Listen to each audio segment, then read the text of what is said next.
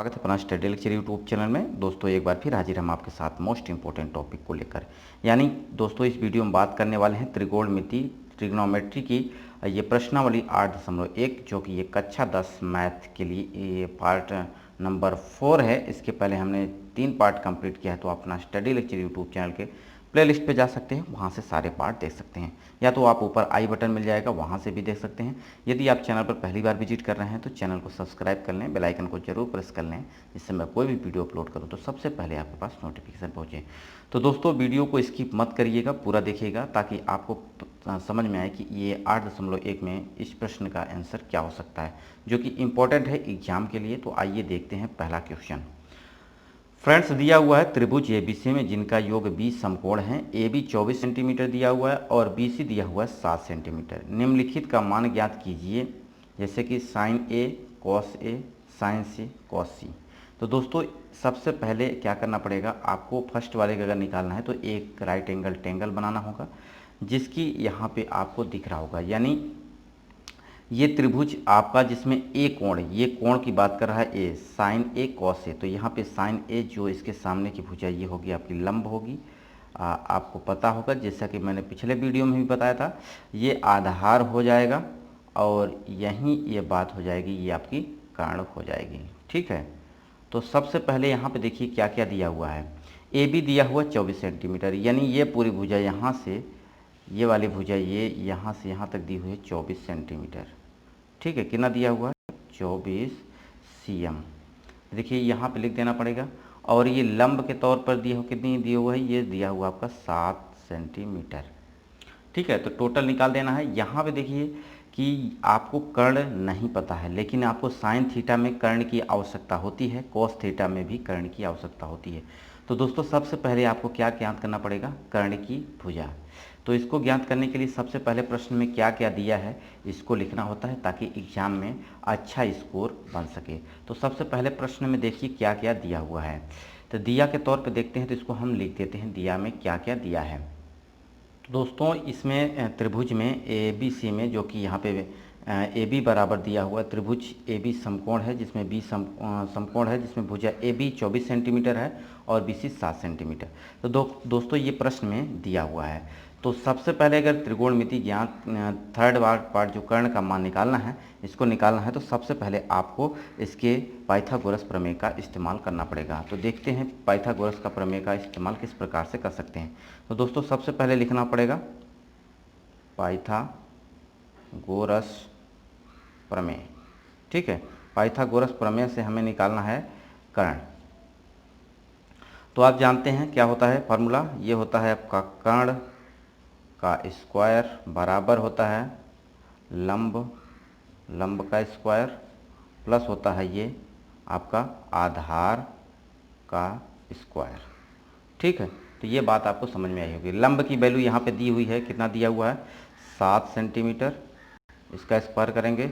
और ये आधार आपकी जो दी हुई थी ये कितनी दी है 24 सेंटीमीटर, यानी लंब और आधार दोनों, तो ये हो जाएगा आपका 24 सेंटीमीटर का स्क्वायर। तो दोस्तों अगर इसको हम स्क्वायर करते हैं तो ये कितना हो जाएगा 49 हो जाएगा, ये हो जाएगा आपका 576। ठीक है, अगर इसको टोटल ऐड कर देते हैं तो ये वैल्यू हो जाएगी आपकी 625, जो कि ये आ जाएगा आपका कर्ण का स्क्वायर।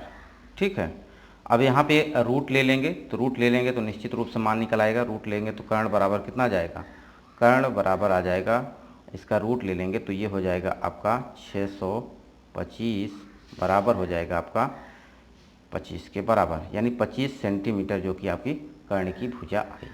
यानी ये वाली भुजा जो है आपकी टोटल कितनी आ गई, ये आ गई आपकी 25 सेंटीमीटर। तो दोस्तों अब आप मान निकाल सकते हैं किसका, ये मान निकाल सकते हैं आप साइन ए और कॉस ए। तो दोस्तों साइन ए बराबर क्या होता है, यानी साइन थीटा की बात जहाँ पे ए है तो ये ए की जगह थीटा है, तो इसको हम क्या लिखते हैं, ये होता है आपका फ्रेंड्स, ये होता है आपका लंब बटे कर्ण। ठीक है, तो लंब बटे कर्ण है, तो लंब की वैल्यू कितनी थी, लंब की वैल्यू कितनी थी 7 थी, और यहाँ पे कर्ण की वैल्यू हमने कितना निकाला, कर्ण की वैल्यू हमने निकाला 25 सेंटीमीटर। यानी साइन ए की वैल्यू जो आ गई वो हो गई आपकी 7/25। ठीक है, अब बात करते हैं कॉस का निकालना है, तो कॉस का भी मान आप निकाल सकते हैं, क्योंकि कॉस ए बराबर होता है, ये होता है आपका आधार बटे कर्ण। ठीक है, तो आधार की वैल्यू कितनी है, आधार की वैल्यू है आपकी 24 बटे कितना हो जाएगा, ये हो जाएगा आपका 25। ठीक है, तो ये हो जाएगा आपका कॉस ए बराबर 24/25। तो फ्रेंड्स ये दो मान आ गए, आशा करते हैं ये बात आपको समझ में आई होगी। तो फ्रेंड्स नेक्स्ट जो हमें प्रश्न में ज्ञात करना था वो ज्ञात करना था साइन सी और कॉस सी का। तो देखिए फ्रेंड्स, अभी हमने क्या एंगल माना था, ये एंगल था हमारा ए। ठीक है, लेकिन अब एंगल ये हो रहा है आपका सी, यानी सी के लिए यहाँ पे लंब की बात करेंगे तो ये वाला कोण हो जाएगा यानी 24 हो जाएगा, और इसके लिए आधार क्या हो जाएगा 7 सेंटीमीटर। यानी चित्र कैसे बनेगा, ये चित्र आपका इस प्रकार बनेगा, यानी कोण यहाँ पे चेंज हुआ है, तो साइन के लिए क्या हो जाएगा, ये सामने भुजा हो जाएगी 24 सेंटीमीटर जो ए के लिए आधार थी। ठीक है, और ये सामने वाली भुजा जो हो जाएगी ये हो जाएगी आधार, अब ये हो जाएगी, अब ये सी के लिए लंब हो जाएगी। तो यानी यहाँ पे वैल्यू जो कि हमने निकाला था 25 सेंटीमीटर, ये आपका कर्ण ही रहेगा, यानी ये बदलने वाला नहीं है। तो दोस्तों यहाँ पे सिंपल से आप निकाल सकते थे इसका मान, यानी आपका सिर्फ एंगल चेंज हुआ है। ठीक है, तो यहाँ पे जो कि ए के लिए जो लंब था वो क्या हो गया, यहाँ पे वो आधार हो गया। ठीक है, तो यहाँ पे कोण चेंज हुए, सी के सामने वाली भुजा जो कि ए के लिए आधार थी वो अब इसमें लंब हो जाएगी, और जो आधार थी वो मतलब इनमें आपस में ट्रांसफ़र हो जाएगा। ये बात आपको समझ में आएगी। तब देखिए इस चित्र से आप निकाल सकते हैं साइन सी की वैल्यू। देखिए साइन सी बराबर, ये देखिए इसके लिए लंब क्या हो जाएगा, लंब हो जाएगा ये 24 सेंटीमीटर।